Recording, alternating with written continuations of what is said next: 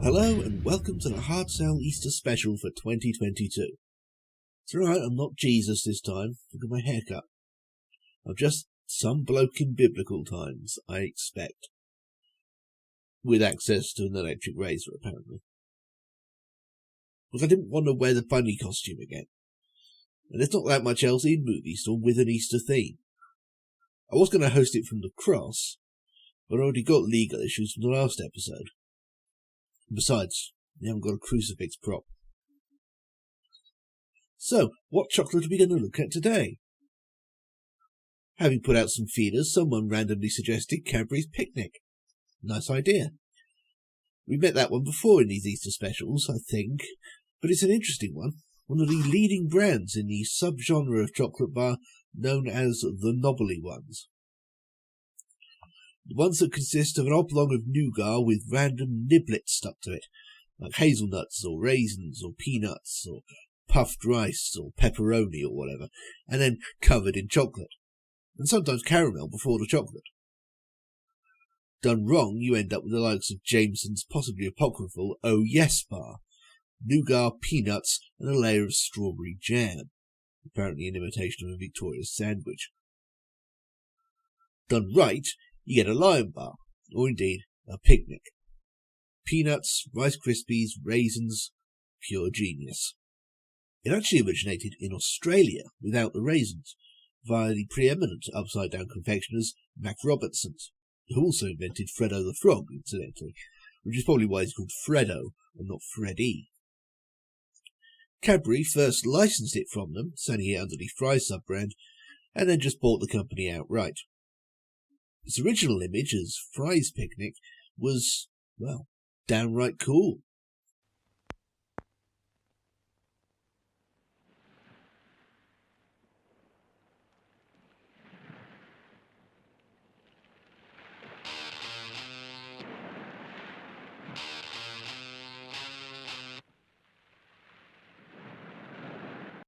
Wait for it.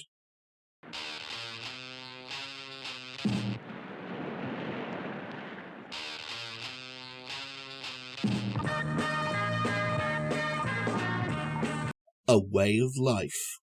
He's big, big, big. She's big, big, big. What makes her tick? She's big, big, chick. Come on, come on, come on. Be a big, big, Nick.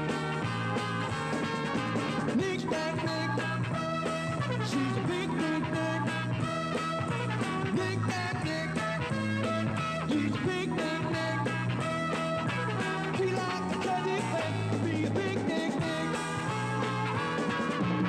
Mod chocolate. The bar of choice for riding his scooter down to Brighton to cosh some leather boys while dressed in an immaculate Mary Quant suit. Presumably the rockers were all biting chunks off of marathons. He's big, big, big. She's big, big, big. What makes her tick? She's big, big, big. Come on, come on, come on. Be a big, big, big. The self-description of Picnic Nick didn't catch on though, largely because it's completely meaningless. Be a picnic, Nick. The bar itself, however, did. And once Mac Robertson's were fully owned by Cadbury's, it was moved over worldwide to the main brand. It was, however, only in this country and on France that they had the bright idea of adding raisins. Elsewhere, including in its homeland of Australia, it remains merely a knobbly Snickers with Rice Krispies. But still delicious, I'm sure, and more to the point popular. It's also always had this very straightforward packaging, with typical Aussie bluntness. I didn't mean any insult with the knobbly Snickers line either. That's kind of how they sold it, or at least along the same lines, as a sturdy appetite filler, rather than a fey treat. Are you hungry? Oh, I could eat a horse. When you've worked up an appetite, unpack a Cadbury Picnic. With the great combination of caramel, wafer, Rice Crisps, roasted peanuts, and Cadbury milk chocolate that make it such a delicious mouthful. Cut! What do you think this is? Picnic? When you've worked up an appetite, unpack a Cadbury Picnic. Either that or a chewy time taker.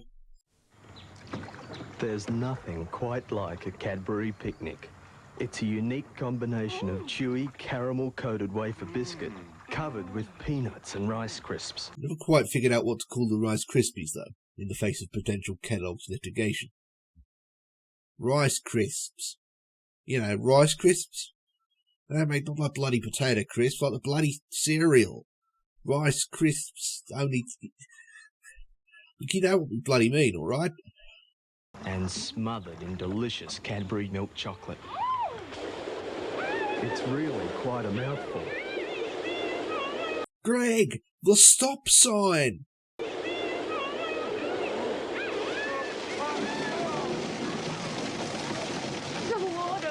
Cadbury Picnic. It's the big, chewy taste. Back in this country, Cadbury's, or rather Bartle-Bogle-Hegarty, the advertising company they employed at the time, had a bit of a funny turn in the early 90s and produced this inexplicable thing.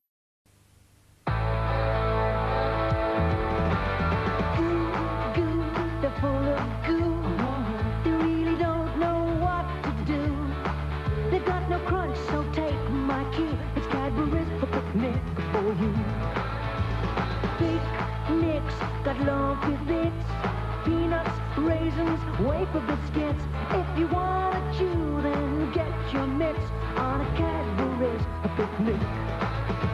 I'm chewing it, I'm chewing it, I'm chewing picnic. No glue in it, no glue in it, no glue in picnic. I'm chewing it, I'm chewing it, I'm chewing picnic.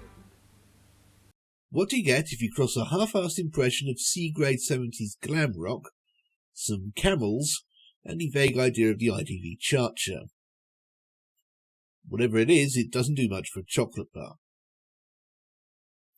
It's both very early 90s and oddly ahead of its time, in that most adverts these days seem to involve a clash of completely random elements, not unlike this one. Because here in the 2020s, most angles and attitudes towards selling a product have been done. We've got nothing but absurdism to fall back on. I don't know what the excuse was in 1991.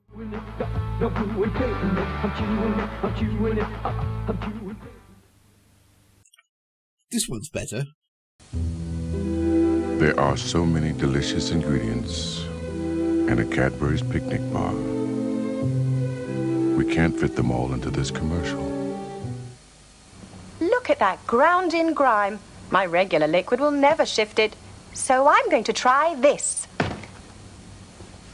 It really does work. So the chocolates in this one. Cadbury's Picnic, more yummy bits than the average break can take. You see what they did there? Yes, well, of course you did. This was made in 1994, when the hottest company in British advertising were HHCL, the postmodern pranksters then notorious for the increasingly abstract and confusing Tango ads. Their latest wheeze was the Still Tango campaign, which pretended the product was an unauthorised knockoff with deliberately amateurish adverts. It's hard to imagine Bartle-Bogle-Hegarty didn't have that sort of thing in mind here. And it works perfectly well as far as it goes. But I imagine HHCL themselves, would have taken it further.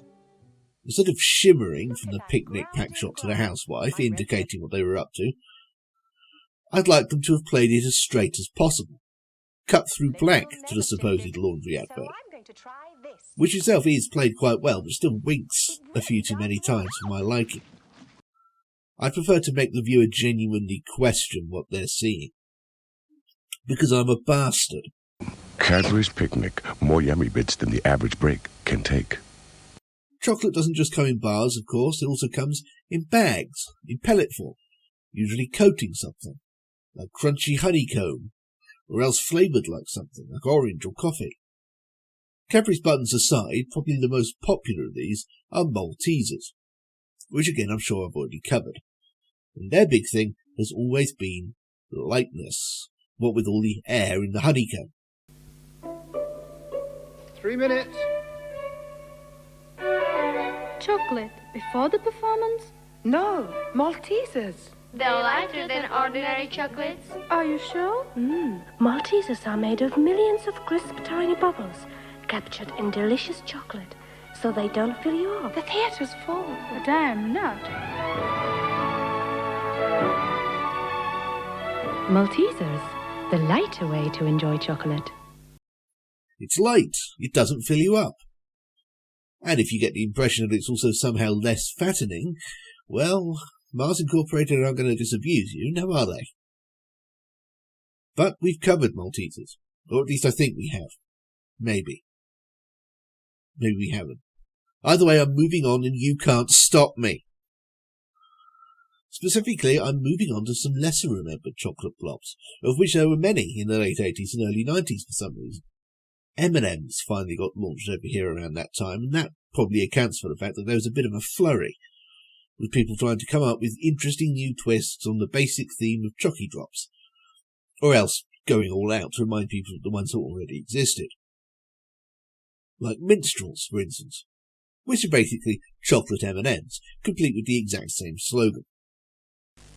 When you're moving fast, take minstrels with you. Enjoy them anywhere, whatever you do. Cause they melt in your mouth, not in your hand. Minstrels, big pieces of smooth milk chocolate in a crispy shell, so they melt in your mouth, not in your hand. So you keep on and keep having fun. Wherever you go, take minstrels along. They melt in your mouth, not in your hand. They melt in your mouth, not in your hand.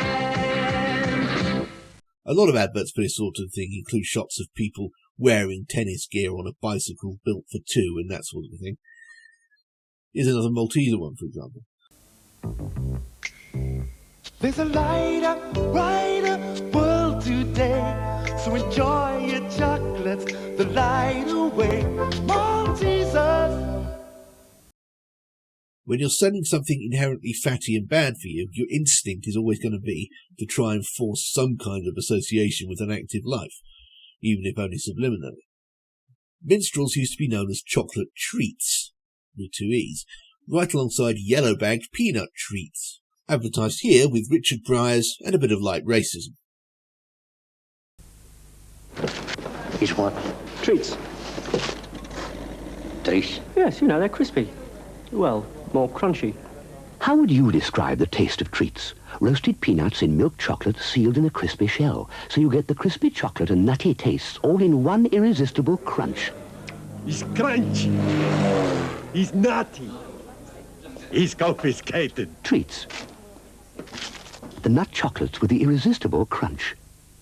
Why they didn't just launch them in this country as M&M's, I don't know. Maybe there was some legal issues with the name or whatever. Eventually, they did, in 1988 or so, killing off the Treats name in the process.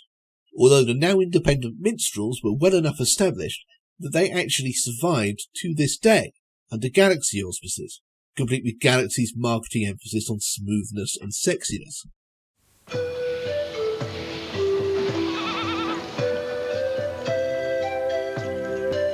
Inside the crisp shell of Galaxy Minstrels, there's a milk chocolate center so silky and smooth.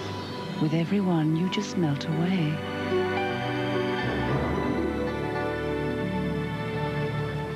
Of course, it doesn't last forever, but you can always have another one. Melt away for a moment with Galaxy Minstrels. It's practically a Lynx advert, really.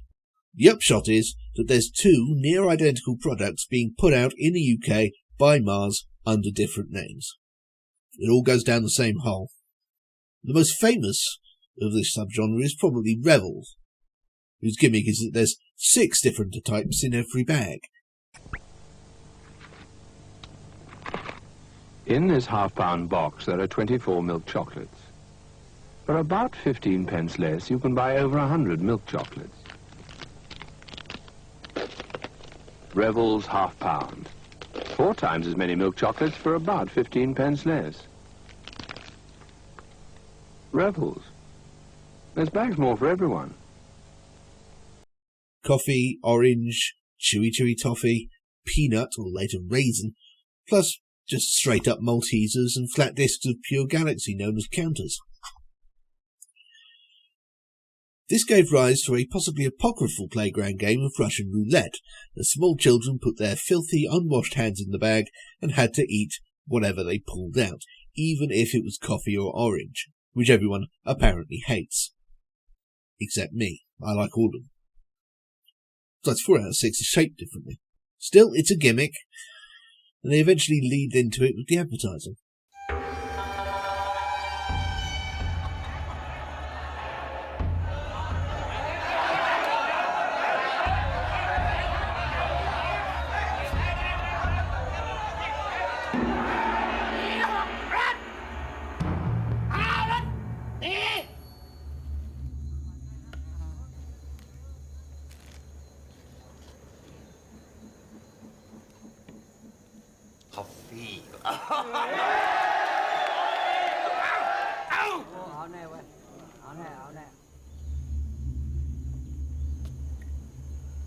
Peanut?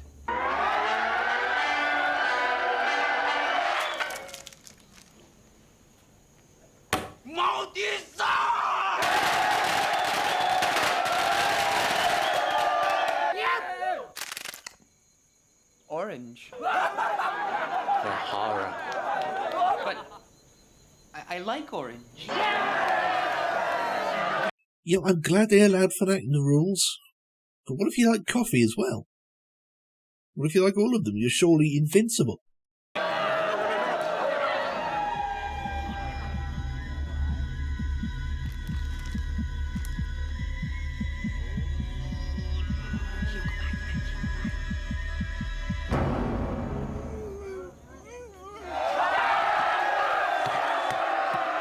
Coffee.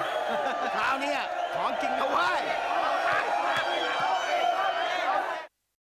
Perhaps a bit grim, all told, for a confectionery product presumably to be sold to children as well as adults.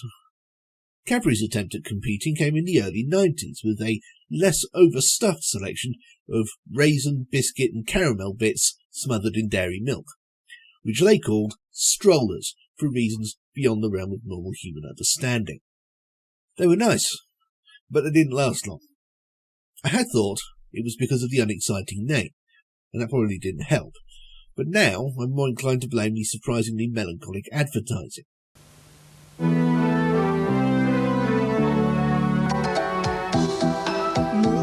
Individual bites of biscuit, caramel and raisin, all covered in swirling Cadbury's milk chocolate.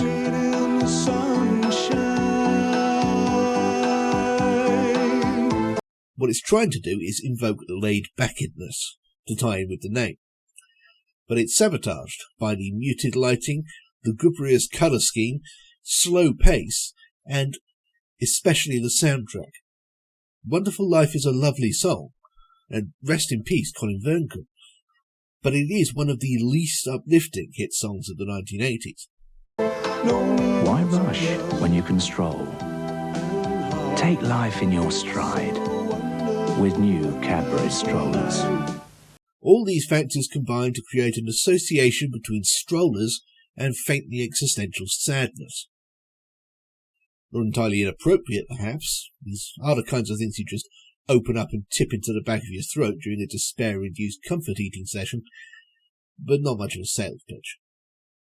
Another doomed product that failed to learn from Strand cigarettes.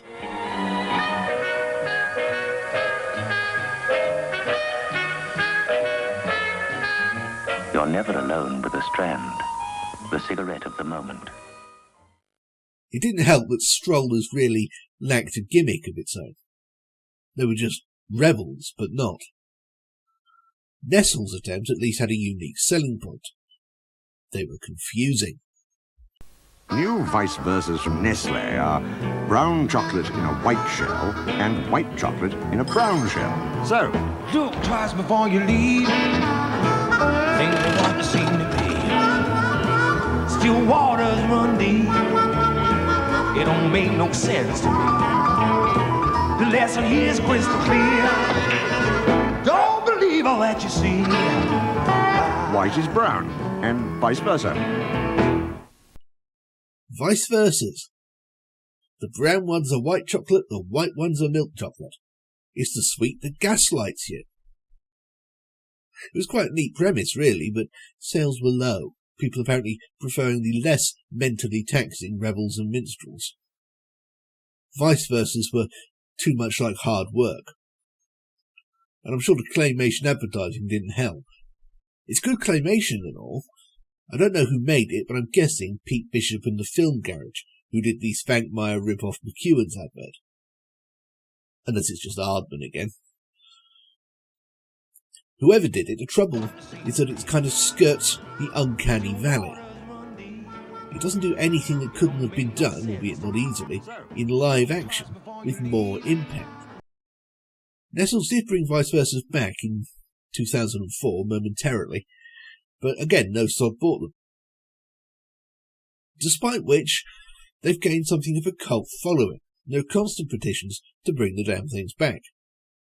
The problem is, apparently, the production costs are surprisingly high. Maybe the minimum wage button pressers keep going mad from having to put brown chocolate in white shells or something.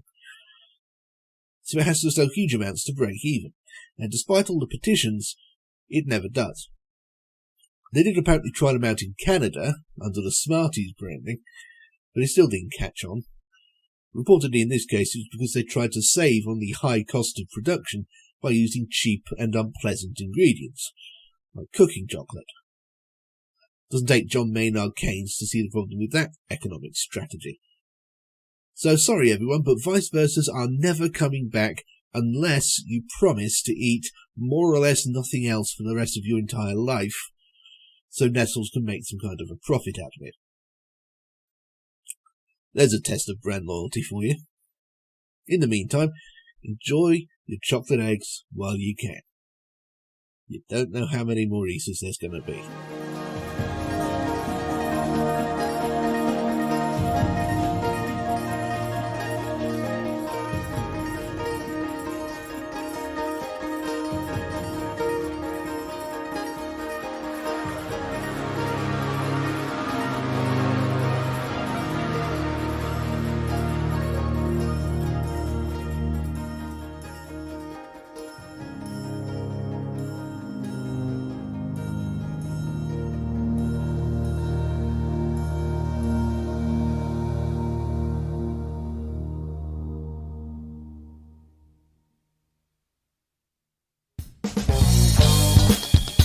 You just sat through a Bob the Fish production. Nice!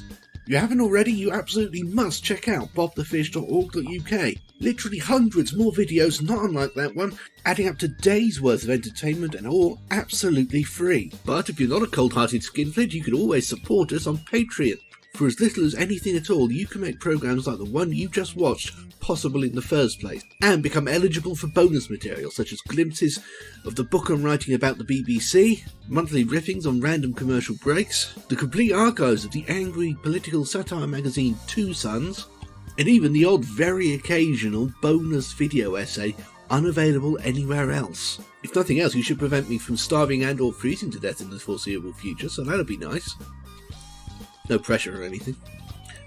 bobthefish.org.uk. You make it what it is.